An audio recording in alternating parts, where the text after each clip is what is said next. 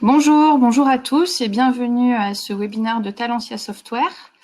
Donc webinaire sur le sujet ETI, les 8 questions fondamentales que vous devez vous poser pour une première consolidation. Donc je suis accompagnée pour ce webinaire de Valérie Keller, notre experte consolidation. Donc je vais te laisser te présenter. Bonjour à tous, je suis en charge chez Talentia depuis plusieurs années du maintien du paramétrage standard pour répondre à la réglementation en termes de publication des états consolidés statutaires, donc que ce soit aux normes CRC 9902 ou aux normes IFRS. Merci Valérie. Donc moi je suis Ophélie Marin, chef de produit marketing sur toute la gamme finance et CPM chez Talentia Software. Donc bienvenue à ce webinaire qu'on va vous présenter donc à présent. Juste avant, on va faire un petit test. Est-ce que vous nous entendez bien, s'il vous plaît?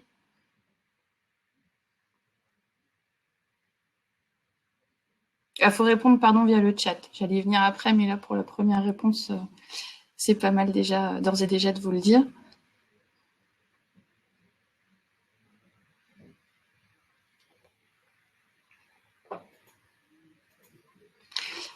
C'est bon? Ok, super, merci. On a eu quelques retours, donc apparemment le son passe bien.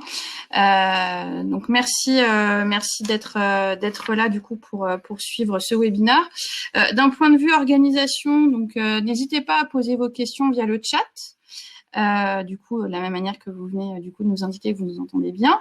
Ce qu'on va faire en revanche d'un point de vue organisation, dans la mesure où vous êtes nombreux aujourd'hui, c'est qu'on va prendre les questions et y répondre à la fin du webinaire. Voilà, c'est juste pour vous informer sur comment on préfère organiser les choses. Et également, pour information, on vous posera quelques petites questions durant ce webinaire, eh bien pour mieux vous connaître et peut-être réorienter un petit peu plus selon vos besoins eh bien cette présentation. Voilà, donc tout d'abord, je vais vous présenter maintenant le sommaire de cette présentation. Pardon, c'est allé un petit peu vite. Voilà, excusez-moi. Alors, en termes d'agenda, qu'est-ce qu'on a prévu aujourd'hui avec Valérie? Donc, on a prévu tout d'abord de vous présenter qui nous sommes, qui est Talentia Software. Ensuite, on verra ensemble la problématique liée à la mise en place d'une première consolidation. Donc, a priori, c'est le cas pour la plupart d'entre vous. Enfin, les 8 questions fondamentales qu'on vous invite à vous poser pour cette première consolidation. On vous présentera bien sûr la solution Talentia Software. Qu'est-ce qu'on propose comme solution? Et puis enfin, conclusion et questions-réponses. Donc, vous pouvez poser vos questions encore une fois pendant tout le webinaire, mais on dédiera un temps à la fin de la présentation pour pouvoir mieux y répondre. Donc, je vais commencer tout d'abord par vous présenter qui nous sommes, et puis ensuite, je donnerai la parole à Valérie pour entrer plus dans le sujet justement de cette première consolidation. Alors, qui est Talentia Software ? Et surtout, qu'est-ce qu'on propose? Donc, chez Talentia, on a fait le constat, on a fait une étude avec Harris Interactive en 2019.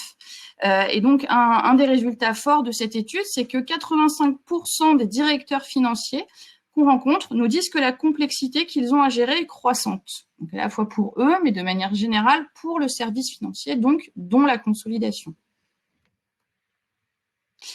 Alors, qu'est-ce que c'est que cette complexité? Donc, cette complexité, elle est multidimensionnelle. Elle tient à des enjeux organisationnels. Par exemple, je suis au sein d'un groupe multi-activités, d'un groupe multi-sites, d'un groupe à l'international, d'un groupe décentralisé, qui vit aussi peut-être des enjeux de transformation. Donc, on a derrière des questions d'accompagnement, des questions d'hypercroissance, comment y faire face, comment la gérer, comment l'accompagner, comment digitaliser l'entreprise également. Des enjeux SI aujourd'hui sur pas mal de sujets et notamment la consolidation, surtout pour les premières. On a aujourd'hui sur le marché pas mal d'entreprises qui travaillent bien sur Excel ou qui travaillent sur la base de multisources. Donc, comment être efficace, comment avoir une information fiable et sécurisée dans ce cadre-là, et qui fait face aussi parfois, en termes d'entreprise, à des enjeux stratégiques de type on a un nouvel actionnaire, on a de nouveaux investisseurs avec des nouveaux besoins de reporting. Comment je fais? Eh bien, pour y répondre.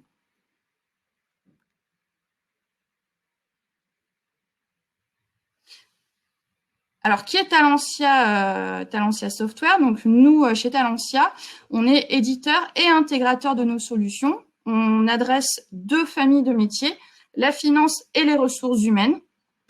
Pardon. Donc, aujourd'hui, évidemment, on va plutôt se concentrer sur la finance.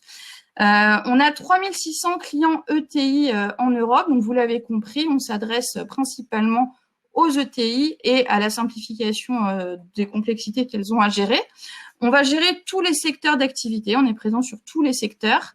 On a à peu près 430 collaborateurs dans le monde.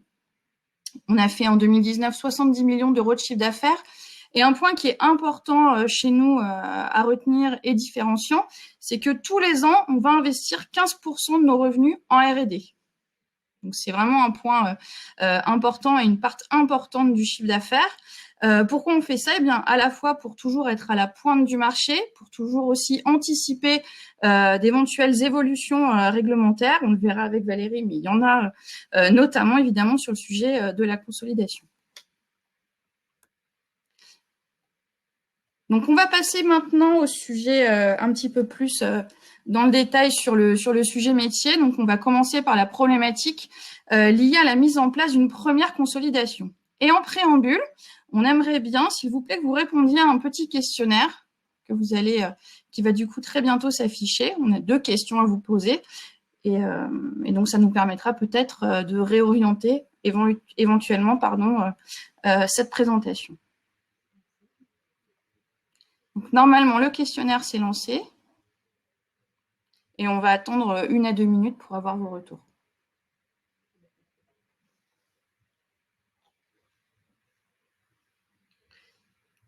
Valérie, je te laisse la parole. Oui. Donc, on a souhaité aujourd'hui vous proposer un thème qui est très important, qui est de savoir comment bien préparer et bien organiser la mise en œuvre pour la première fois d'une consolidation. Dans la mesure où la consolidation des comptes, ça peut être une démarche obligatoire, on va le voir tout à l'heure, parce que vous êtes un groupe qui avait atteint des seuils qui vous obligent à produire des comptes statutaires, mais il faut savoir également que ces comptes consolidés peuvent être un outil indispensable en interne de décisions stratégiques, notamment dans le cadre de croissance externe. Et donc, les directeurs généraux de beaucoup d'entreprises s'appuient sur les données consolidées pour prendre des décisions. Donc, ce processus ne va pas s'improviser, il va nécessiter la mise en place d'une démarche bien organisée et bien anticipée. Donc, quelle est cette démarche d'élaboration des comptes consolidés? Eh bien, il s'agit de la mise en place de différentes étapes qui vont mettre en avant des questions que vous devez préparer. Ces différentes étapes, je vous les rappelle brièvement, c'est d'abord de définir le périmètre de consolidation. Donc, j'y reviendrai après, ça va faire appel à une question. Le retraitement des comptes sociaux, pour les rendre homogènes aux normes groupes que vous allez définir, mais également aux normes de consolidation. Si vous avez des sociétés étrangères, il faudra convertir les comptes. Là aussi, ça va faire appel à des problématiques. Ensuite, vous allez intégrer ces bilans et ces comptes sociaux, compte de résultats au bilan de l'entreprise consolidante en fonction d'une méthode d'intégration que vous aurez définie au niveau du périmètre de consolidation. Ensuite, vous allez éliminer les opérations intra-groupes, passer les écritures de partage des capitaux propres et enfin établir les états financiers consolidés. Donc, bien entendu, cette démarche va suivre un planning de mise en œuvre que là aussi, vous allez devoir bien appréhender, dans la mesure où ce planning va dépendre de la taille de votre groupe, mais également d'un certain nombre de périodicités qui va être un facteur propre à chaque groupe. Donc, la première est de savoir quelle est la périodicité en termes de publication de vos comptes statutaires.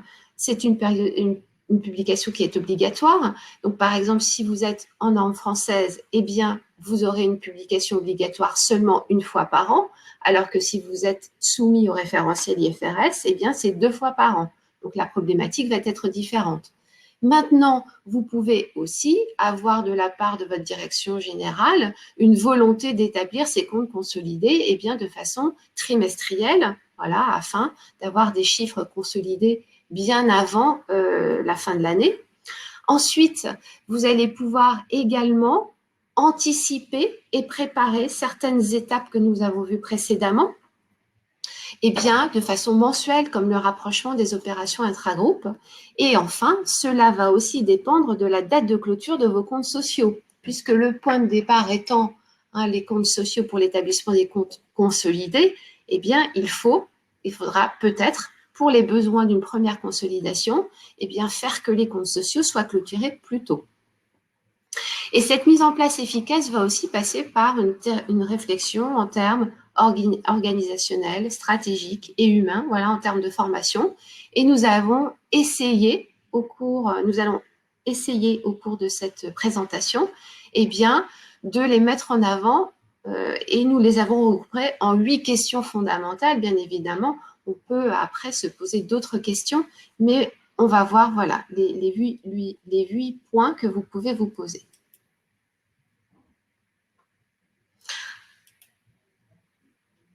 Alors, la première question va porter sur le référentiel que vous allez pouvoir adopter si vous êtes dans l'obligation de produire des comptes consolidés. Donc, j'ai voulu, dans un premier temps, faire un rappel sur eh bien, les obligations qu'un groupe peut avoir en matière de publication des comptes consolidés. Donc là, je m'adresse aux groupes non cotés, dans la mesure où les groupes cotés sont de toute façon obligés de produire des comptes consolidés.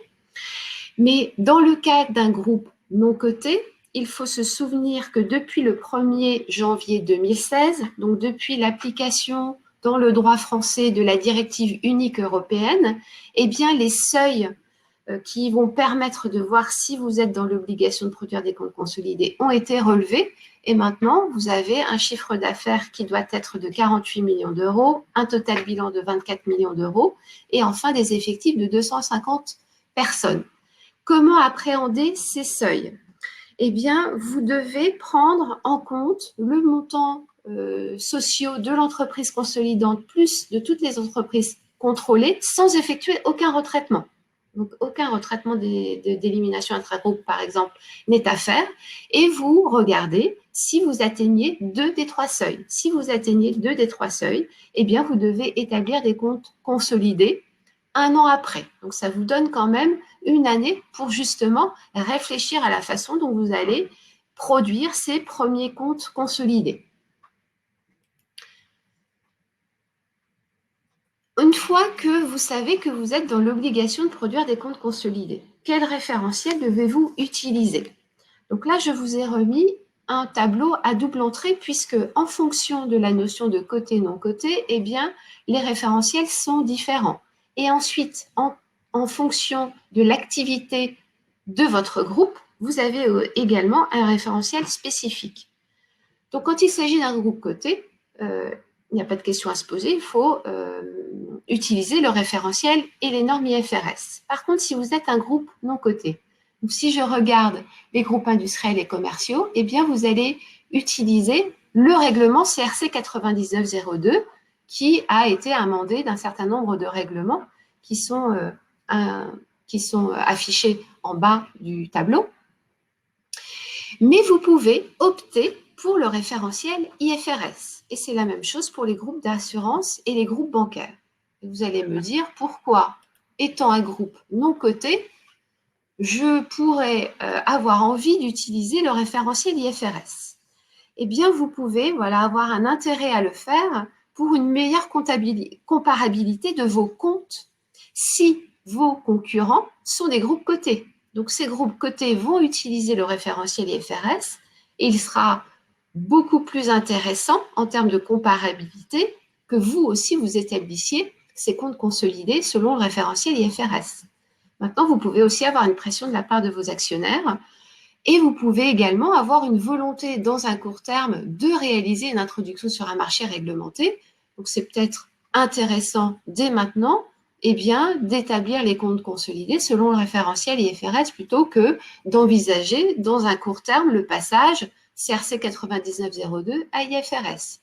Et après, vous pouvez être un sous-groupe français détenu par un groupe étranger qui est soumis au référentiel IFRS et qui dès maintenant vous demande de remonter vos données au format IFRS. Donc, vous n'avez pas intérêt à avoir à produire deux jeux de compte.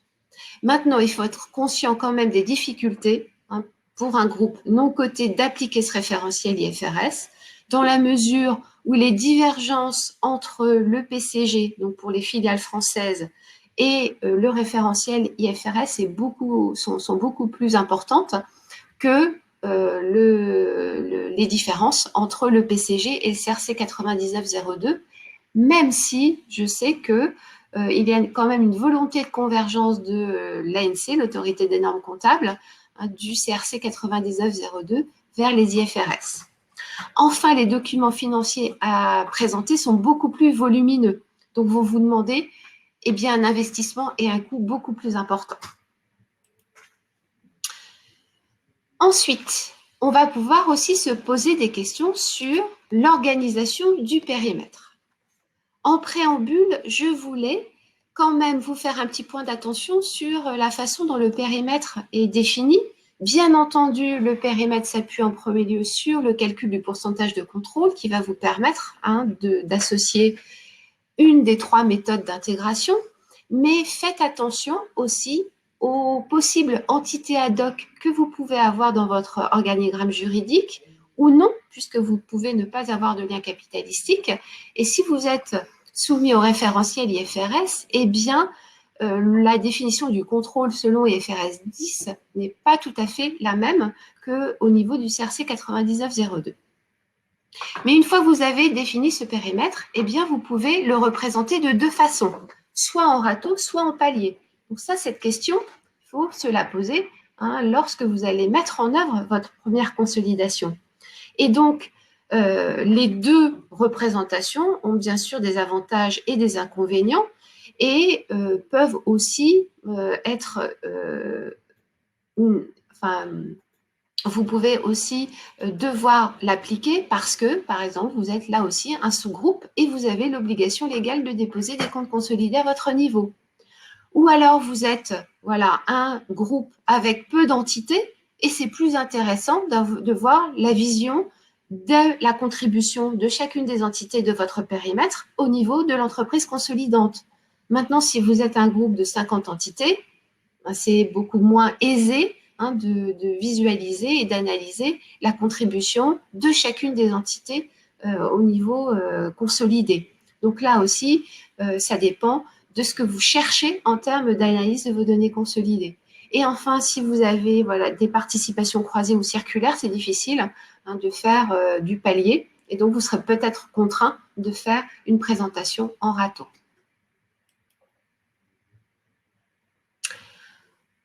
Une autre question que vous allez vous poser, bien évidemment, c'est de savoir comment vous allez structurer votre service de consolidation.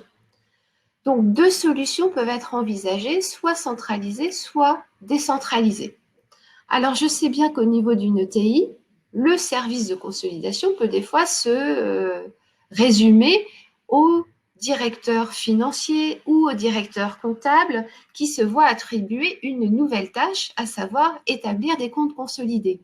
Mais cependant, vous pouvez aussi vous appuyer sur les filiales en leur donnant des tâches supplémentaires pour pouvoir vous aider.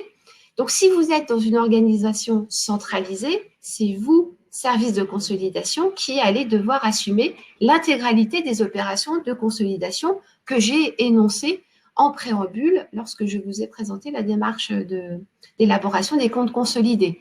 Donc, ça veut dire qu'il va y avoir un investissement fort de votre part et vous allez devoir également avoir une connaissance optimale des comptes sociaux de vos filiales, puisque vous allez devoir les retraiter. Mais pour pouvoir les retraiter, il faut savoir comment ils ont été évalués et comptabilisés. Donc, il faudra, on le verra dans une question supplémentaire, que l'alias de consolidation envoyée aux filiales soit très précise. Ce qui fait qu'une deuxième organisation possible est une organisation décentralisée, où là, un certain nombre de tâches va être affectées aux filiales qui pourront vous renvoyer des comptes sociaux déjà retraités aux normes groupes et de gérer les opérations intra-groupes. Ce qui fait que vous aurez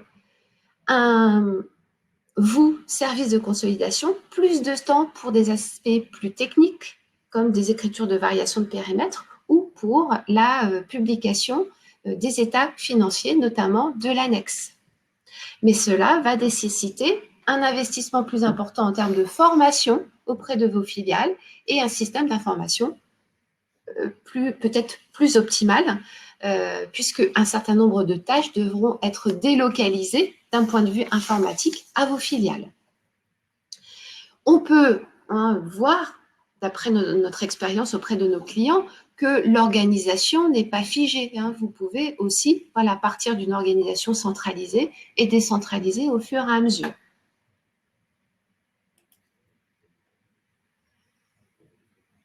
La quatrième question va justement porter sur l'impact que la mise en place d'une première consolidation va pouvoir avoir sur votre système d'information. Donc là, vous allez pouvoir vous poser un certain nombre de questions. La première étant naturelle. Est-ce que l'on doit acheter un logiciel de consolidation ou est-ce que je ne peux pas essayer de faire cette première consolidation dans Excel? Il est bien évidemment possible d'utiliser Excel pour pouvoir établir sa première consolidation. Mais il faut être conscient qu'il y a beaucoup d'informations à traiter, que ces informations peuvent être variées et que lorsque vous allez établir la consolidation lors du deuxième exercice, eh bien, vous allez vous retrouver avec des limites en utilisant Excel. Et les commissaires aux comptes, généralement, demandent à ce que soit utilisé un logiciel de consolidation qui permet quand même d'avoir des données beaucoup plus fiables que dans un tableur. Ensuite, il va falloir que va falloir automatiser un certain nombre de tâches, la première étant l'injection automatique des balances sociales. Mais ce point va vous demander de maîtriser les formats d'export des données comptables et de pouvoir maîtriser également des tables de correspondance entre le plan de compte de vos filiales et le plan de compte de consolidation. Surtout si vous avez des sociétés étrangères, car on sait très bien que le plan de compte comptable dépend du pays d'implémentation et également de l'activité. Et donc, vous allez avoir là aussi un investissement important lors de la première mise en œuvre de votre consolidation, puisque vous allez devoir établir ces tables de correspondance de A à Z. Après, vous ne pourrez gérer que les ajouts de nouveaux comptes. Ensuite, l'aspect intragroupe est souvent générateur de beaucoup de temps, consommateur de beaucoup de temps. Et donc, là aussi, il va falloir anticiper la gestion, le recensement et la réconciliation des intragroupes en regardant en amont dans vos logiciels comptables si vous avez bien typé tous les comptes intragroupes pour permettre justement une facilité dans cette réconciliation des intragroupes. Mais là aussi, vous allez pouvoir, au fur et à mesure, améliorer le processus. Mais il y a un certain nombre de questions que vous devez bien vous poser en amont. La cinquième question porte sur les divergences que vous pouvez avoir en termes d'évaluation entre les comptes sociaux et les comptes sociaux retraités qui doivent, bien entendu, répondre à une harmonisation au niveau groupe, mais qui doivent également répondre aux normes de consolidation.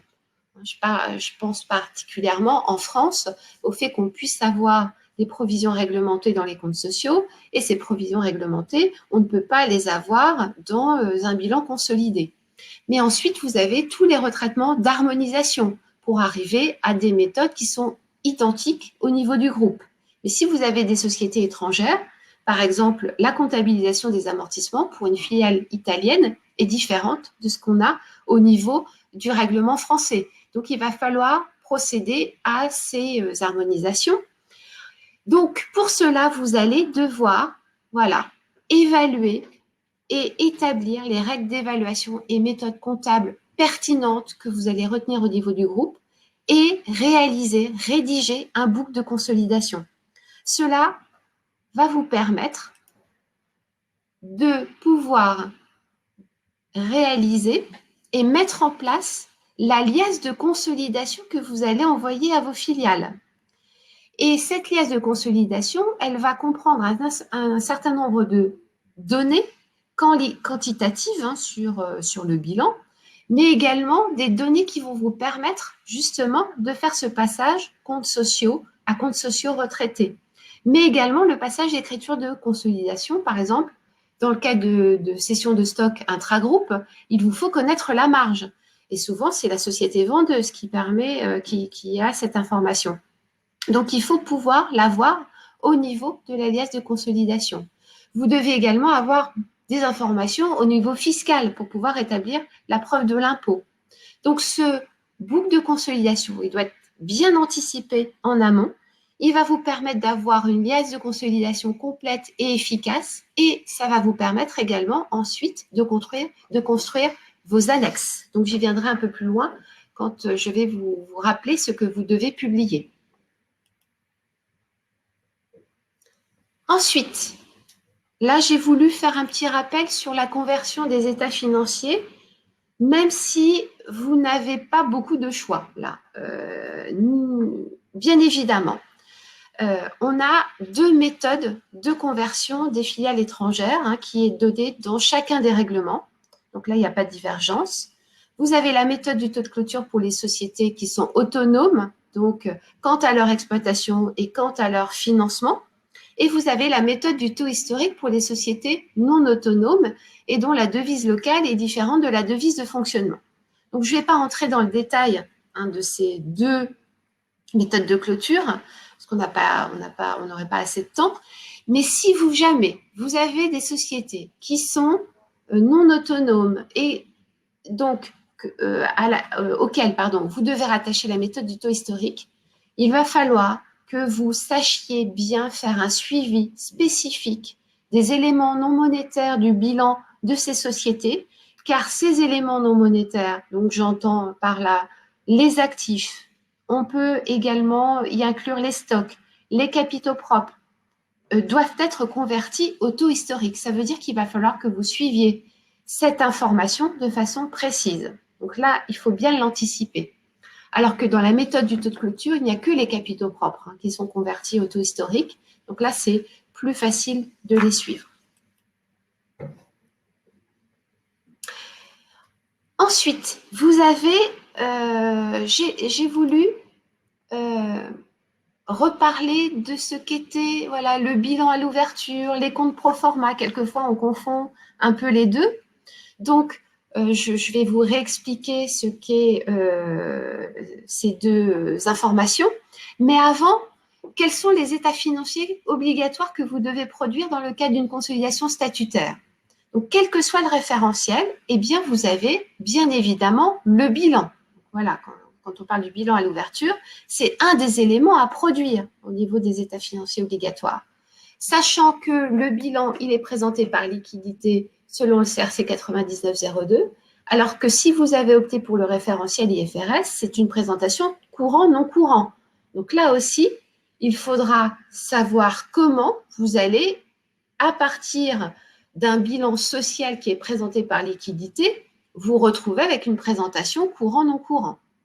Pour le compte de résultat, il y a une présentation du compte de résultat net pour les deux référentiels qui peut être présenté par nature ou par destination. Donc là aussi, si vous optez pour une présentation par destination, il faut savoir comment vous allez passer d'un compte de résultat par nature à un compte de résultat par destination. Ça veut dire aller chercher des informations au niveau de la comptabilité de gestion qu'on n'a pas forcément au niveau de la comptabilité financière. Et il faut savoir qu'au niveau du référentiel IFRS, vous devez également publier un état du résultat global. Vous avez un état de flux de trésorerie à présenter, donc c'est pour ça qu'on parle d'une consolidation en flux et pas seulement en solde, un état de variation des capitaux propres et ensuite toutes les annexes qui vont porter sur des informations sur le périmètre, sur la variation des flux des éléments du bilan. Vous avez à produire un taux effectif d'impôt dans les deux référentiels, ce qui veut dire que vous devez établir également une preuve de l'impôt et vous pouvez avoir des informations sectorielles. Donc, vous avez beaucoup d'informations à produire. Maintenant, quelles sont les obligations lorsque pour la première fois, vous publiez vos comptes consolidés? Eh bien, vous devez présenter un bilan à l'ouverture. Ça veut dire quoi? Ça veut dire que si vous présentez pour la première fois vos comptes au 31/12/2019, vous devez également présenter le bilan d'ouverture du 31/12/2018. Alors, la bonne nouvelle, c'est que ce bilan à l'ouverture est présenté seulement en solde. Donc, vous n'avez pas, voilà, à refaire un bilan et un compte de résultat en flux, un bilan, pardon, en flux, pour ce bilan à l'ouverture. Mais cette obligation, bien entendu, l'est pour le bilan consolidé de N.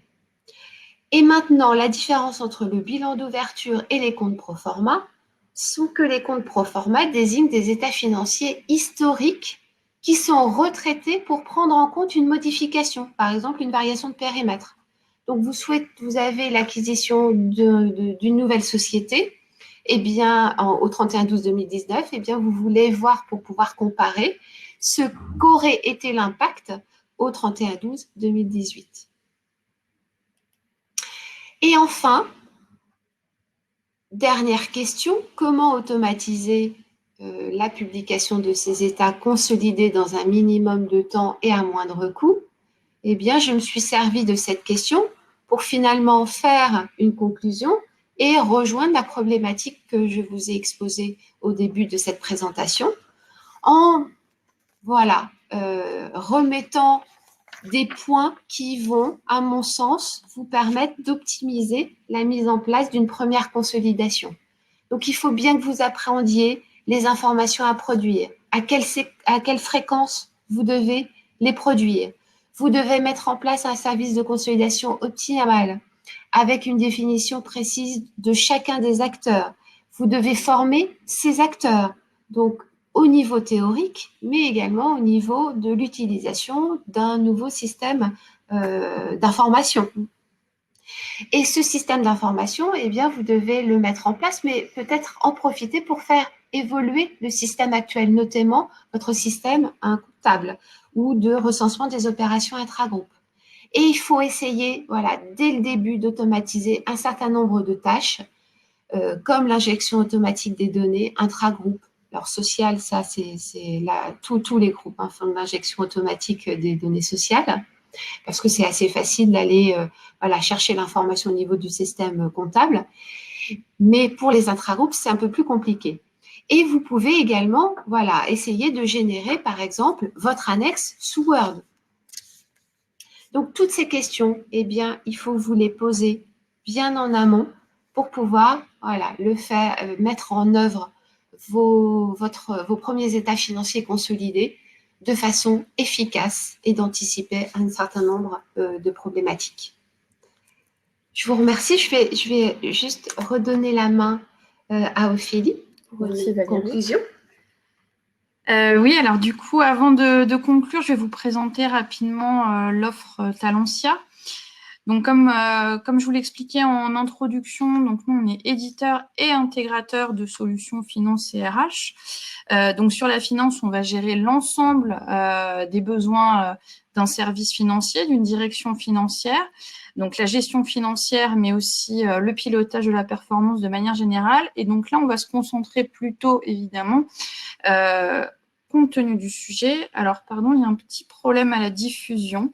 C'est pas grave, on va passer la slide, je vais vous l'expliquer évidemment. Voilà, donc on va Voilà. Donc, je vais m'appuyer sur cette diapositive-là. Il y a un petit souci technique, mais c'est pas bien grave. Donc, qu'est-ce qu'on vous propose? Qu'est-ce que c'est que cette solution Talentia de pilotage de la performance, donc de CPM? Et donc, cette solution, cette suite, cette plateforme, elle vous permet d'avoir sur une plateforme unique, eh bien, des fonctionnalités de pilotage de la performance, mais aussi de consolidation et clôture. Un peu plus concrètement, donc pour du coup avoir la vision globale, sur la partie pilotage de la performance, on va gérer le reporting, le budget, l'élaboration budgétaire, et sur le sujet qui nous intéresse plus aujourd'hui, à savoir la consolidation, on va gérer la consolidation de gestion, on va aussi gérer évidemment la consolidation statutaire, la réconciliation des intragroupes, et on va également permettre d'accélérer la clôture, donc déjà de manière transverse sur cette offre consolidation et clôture, mais on a aussi une offre de révision comptable qui permet du coup d'aller un petit peu plus concrètement dans la compta, et bien pour accélérer la clôture. Si on parle de consolidation maintenant au sein du coup de cette offre consolidation et clôture, donc si on parle de consolidation statutaire, qu'est-ce qu'elle va nous permettre, qu'est-ce qu'elle va vous permettre plutôt cette offre? On va gérer évidemment, je me rends compte que vous ne voyez pas bien, le multinorme, donc évidemment la norme CRC dont parlait Valérie. On va également gérer donc française. On va également bien sûr gérer les normes IFRS. On va gérer donc le multinorme à l'international. On va aussi gérer des normes propres à certains secteurs de type assurance. On va permettre de gérer, bien en termes de méthode, que vous gériez ça par râteau ou par palier. La solution Talentia permet évidemment de le faire. On va vous permettre de gérer de manière opérationnelle votre consolidation aussi bien en centralisé qu'en décentralisé. On est sur une solution sécurisée, évidemment web, qui va permettre d'avoir tous les éléments à jour en temps réel, de pouvoir les partager, de pouvoir les commenter, de pouvoir analyser plus facilement. Et donc, ça va faciliter aussi la collaboration interservice si vous souhaitez rentrer dans une logique de décentralisation de cette activité, par exemple. Ce qu'on va permettre de faire également, par exemple, pour rebondir sur ce que disait Valérie tout à l'heure, donc évidemment, on va pouvoir intégrer les données de votre système comptable, mais on va aussi pouvoir réconcilier les intragroupes, opération souvent très chronophage et qui peut être assez fastidieuse au sein de vos services. Donc, nous, on va permettre de le faire de manière évidemment efficace, notamment si vous gérez des opérations intragroupes en multidevise. On sait que souvent, c'est très problématique. La solution Talentia permet de le faire beaucoup et de vous simplifier la vie sur ce sujet. On va permettre aussi évidemment de publier la plaquette de manière les annexes dont parlait Valérie. Et en plus, évidemment, de cette solution, c'est toutes les automatisations qu'on va avoir derrière. Par exemple, les retraitements de consolidation, les contrôles de consolidation, tout ça, on va être sur des éléments déjà automatisés, déjà intégrés à la solution. Donc, en fait, on va permettre à vos équipes de gagner un maximum de temps justement sur cette partie peut-être qu'on peut appeler opération de consolidation, pour finalement dédier plus de temps à l'analyse, à la prise de décision, puisqu'on le sait aussi parfois dans les services consolidation, vous allez finalement faire des simulations dans le cadre d'une éventuelle fusion, acquisition. Et donc voilà, cette solution va vous permettre notamment de passer plus de temps sur cette prise de décision. Enfin, dernier point, je le précise quand même, mais c'est évident, évidemment, on intègre chez nous la veille réglementaire. Donc, ça peut être un sujet important également. Là, aujourd'hui, c'est un sujet un petit peu d'actualité avec la nouvelle norme XBRL qui touche énormément de sociétés. Eh bien, sachez qu'au sein de Talentia, cette veille réglementaire, elle est intégrée au sein de nos services, ce qui fait que nos solutions, sont toujours up-to-date, voire en avance finalement par rapport aux nouvelles réglementations. Alors, en quelques mots, pourquoi choisir Talentia? Donc, comme je vous le disais tout à l'heure, on est sur une plateforme unique, plateforme unique sur l'ensemble des besoins d'une direction financière. Donc, que ce soit des opérations ou bien sûr le pilotage de la performance financière. Et également, si on va plus sur le sujet de ce jour, sur le pilotage de la performance et la consolidation et clôture de manière générale. Donc, tout ça sur une même plateforme. Donc, c'est un point important et différenciant de notre offre. Une plateforme agile, pourquoi? Tout à l'heure, comme j'ai pu le dire et partager avec Valérie, donc on va intégrer un maximum d'automatisation à cette solution. On arrive également avec des pré-packages, ce qui permet également de gagner du temps et de sécuriser les éléments par rapport à une consolidation qui est assez réglementée. Mais pour autant, cette solution, elle est adaptable facilement par le métier. Donc ça, c'est un point très important chez nous sur l'ensemble de la suite. Le fait justement que cette solution soit accessible, elle est très orientée utilisateur, très orientée usage finalement, que ce soit vers des utilisateurs finaux ou bien pour faire de la configuration de la solution et la personnaliser un petit peu si on en a besoin. Et enfin, en partenariat d'experts, donc Valérie en est l'illustration parfaite, on a donc une solution métier certifiée, un accompagnement dans la durée et des experts au sein de l'entreprise sur les différents sujets qu'on a pu évoquer aujourd'hui. Donc, en conclusion de ce webinaire, donc j'espère que ce webinaire vous a intéressé. N'hésitez pas à revenir vers nous si vous avez des commentaires sur cette présentation. Je vous propose maintenant d'ouvrir peut-être la session questions-réponses. Alors du coup, on va ouvrir le chat pour voir si on a eu des questions pendant la présentation. Non? Très bien. Est-ce que vous avez des questions à présent? N'hésitez pas, on est là pour y répondre.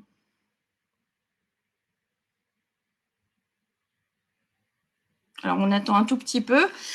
Du coup, je vais vous expliquer rapidement si vous souhaitez, si ce webinaire vous a intéressé et que vous souhaitez bien suivre d'autres de Talentia, que ce soit sur la finance ou bien sur la RH, eh bien, n'hésitez pas à vous abonner à nos chaînes. On a 3 chaînes sur Webikeo, donc une chaîne finance, une chaîne RH et puis une chaîne également Talentia générale. Donc, abonnez-vous et puis comme ça, vous saurez bien de quel sujet on va traiter prochainement et vous pourrez suivre les webinaires. On va vous envoyer également à tous qui avaient participé à ce webinaire le support de la présentation. Et enfin, si vous souhaitez en savoir plus sur notre offre, qu'on se rencontre pour vous présenter cette solution, n'hésitez pas à nous contacter et on se fera un plaisir de venir vous rencontrer. Merci à tous. Merci. Merci. Bonne fin d'après-midi. Et bon après-midi. Ouais.